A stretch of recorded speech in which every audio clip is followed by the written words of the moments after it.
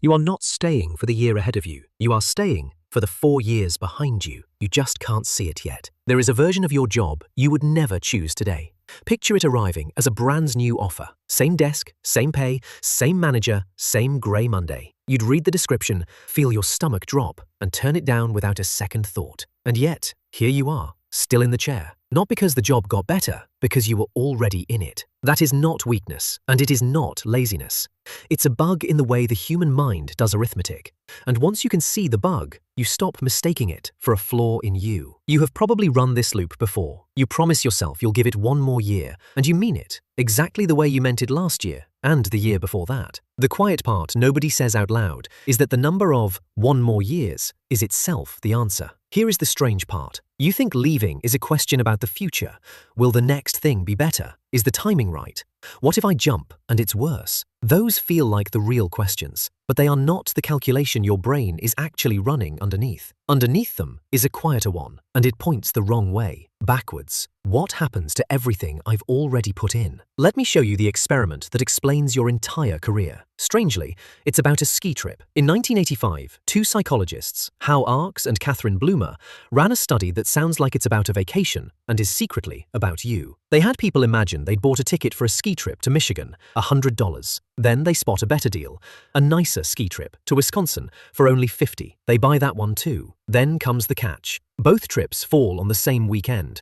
Neither ticket can be refunded or sold. One of them has to go in the bin. So which trip do you take? The one you'll enjoy more, or the one that cost you more? Most people chose the expensive one, Michigan, the trip they expected to like less. They would rather sit through a worse weekend than let the bigger number go to waste. Sit with how strange that is. People deliberately chose to enjoy themselves less, to protect $100 that was already gone, no matter which trip they picked. That gone money has a name. Economists call it a sunk cost. Anything you've already spent, dollars, hours, effort, that you cannot get back whatever you do next. And the cold rule about sunk costs is almost insultingly simple. Ignore them. They're spent. They are exactly the same whether you stay or leave, so they should carry zero weight in the choice about what comes next. But you are not a spreadsheet. You are a creature that hates waste at a level below thought. And so the one thing that should count for nothing quietly counts for almost everything. Why is the pull so strong? Because don't waste what you've spent is usually wise. For most of human history, throwing out food you'd gathered or a shelter you'd built could get you killed. The instinct that guards a $100 ticket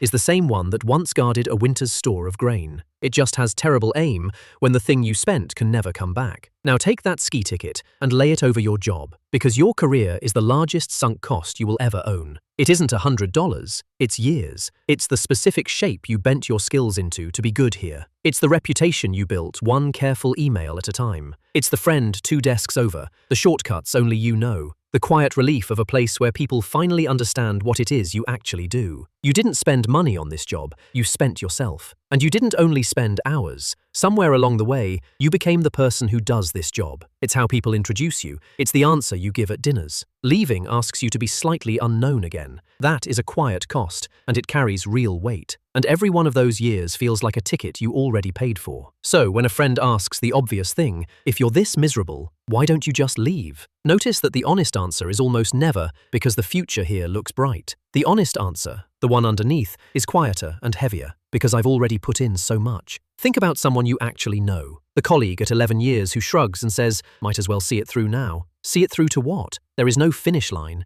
There is only a number behind them too large to abandon. That sentence, I've already put in so much, feels like a reason to stay. It is actually the sound of the trap closing, because here is where the trap stops being passive. The sunk cost doesn't just hold you still, it makes you dig deeper. In 1976, a researcher named Barry Storr published a paper with one of the great titles in all of psychology, Knee-Deep in the Big Muddy. He wanted to know what people do after a decision they made starts visibly going wrong. Not a decision handed down to them, their own. One they picked and put their name on. What he found has a name of its own. Escalation of commitment. When a path you personally chose begins to fail, most people don't step back and cut their losses. They double down. They pour in more money, more time, more of themselves. And they do it precisely because it's failing. Because backing out now would mean admitting the first choice was a mistake. Did you catch the cruel little detail in there? It gets worse when the choice was yours. When someone else forces you onto a losing road, you walk off it easily. no pride is stapled to it. But this job, you chose. You prepped for the interview. You accepted the offer. You told your family, your friends, the group chat that you were excited. So walking away now isn't just leaving a job. It's standing up in public and saying the person who picked this got it wrong. And that person is you. So you stay. And then you stay harder. You take the extra project to justify the last one.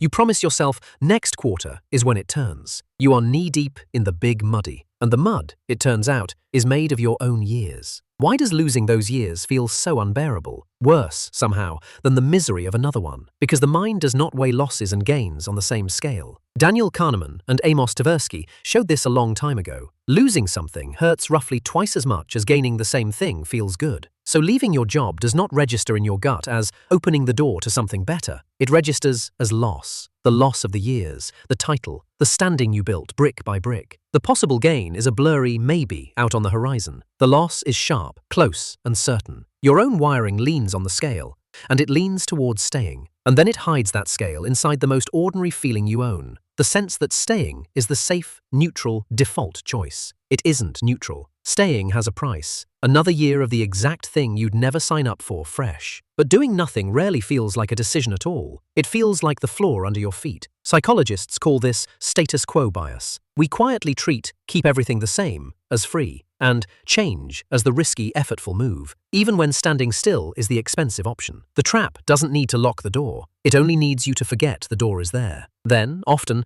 the company lends a hand. Not with a cage, with a gift. A raise dated just far enough out. A bonus that lands next spring. Shares that finish vesting a year from now. Each one is a fresh little sunk cost, with a countdown stapled to it. Arranged so that leaving always means losing something that hasn't quite arrived yet. People call these golden handcuffs. And the word handcuffs is being honest. The metal isn't the money. The metal is loss aversion, dressed in a nicer suit. Now step back and watch the whole machine turn. Every extra year raises the pile you've spent. The bigger the pile, the more it would hurt to waste it by leaving. The more it would hurt, the longer you stay. And the longer you stay, the bigger the pile grows. It is a loop that tightens just by continuing, a trap that quietly funds itself with your own time. None of this means the answer is to walk out the door. Plenty of good reasons exist to stay. The work itself, the people, where it's heading, the plain fact that a paycheck matters. This was never an argument for leaving. It's an argument for being honest about which reason is actually holding the door shut. Because there is a world of difference between